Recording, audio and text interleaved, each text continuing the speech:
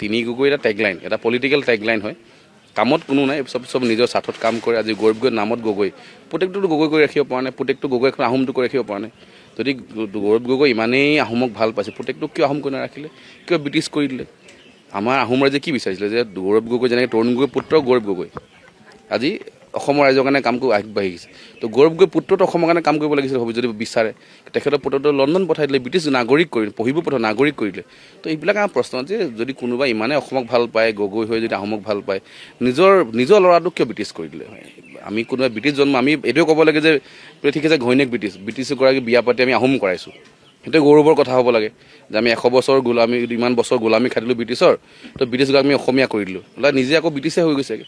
তো সেই ধৰণৰ মেছেজবিলাক পলিটিকেল টেগলাইন হয়। তিনি গগৈ দুই গগৈ, মানুহে বিজেপিকে ভোট দিব, উজনি অসমত কোনো এইবিলাকৰ প্ৰভাৱ নপৰে, 100% চিট ভাৰতীয় জনতা পাৰ্টি জয়ী হ'ব। আৰু আমি আকৌ এবাৰ চৰকাৰ গঠন কৰিম, আৰু এইবাৰ ভাৰতীয় জনতা পাৰ্টীয়ে প্ৰায় 80টামান চিট হ'ব। বাকী এলায়েন্সে বাকী চিট পাবই, কিন্তু আমাৰ ভাৰতীয় জনতা পাৰ্টীৰ 75-80 চিট এবাৰ আমি পাম। সেইবিলাক এটা টেগলাইন, তিনি গগৈ দুই গগৈ, সেইটো টেগলাইন। মানুহে সকলোৱে গম পায় যে আহোম সমাজখনৰ কাৰণে কোনে কাম কৰিছে। মই ভাবোঁ মুখ্যমন্ত্ৰী ডাঙৰীয়া যদিও এজন মানে ধৰ্মমতে শৰ্মা লিখে যদি বামুণ মানুহ হয় এজন, কিন্তু তেখেতৰ কাৰ্যকাল বা তেখেতৰ নেতৃত্বত যিমান আহোম মানুহৰ কাৰণে কাম কেতিয়াও হোৱা নাছিলে।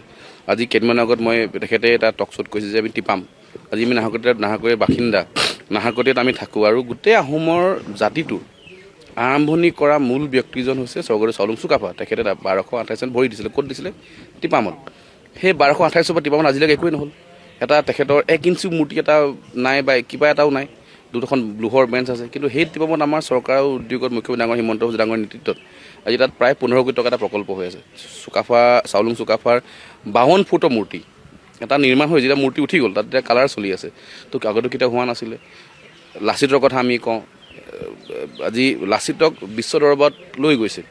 প্ৰধানমন্ত্ৰীয়ে আজি লাচিতৰ মূৰ্তি উন্মোচন কৰিছে। লাচিতৰ দিল্লীত আমি 100 বছৰ জয়ন্তী উদযাপন কৰিছোঁ, আগতে হোৱা নাছিলে। চৰাইদেউ মৈদাম ইউনেস্কো হেৰিটেজ ৱৰ্ল্ড চেণ্টাৰ, আগতে হোৱা নাছিলে। মই ভাবোঁ চাউচেৰেং কিমান হৈ গ'ল আজিৰ দিনত, আগতেতো হোৱা নাছিলে।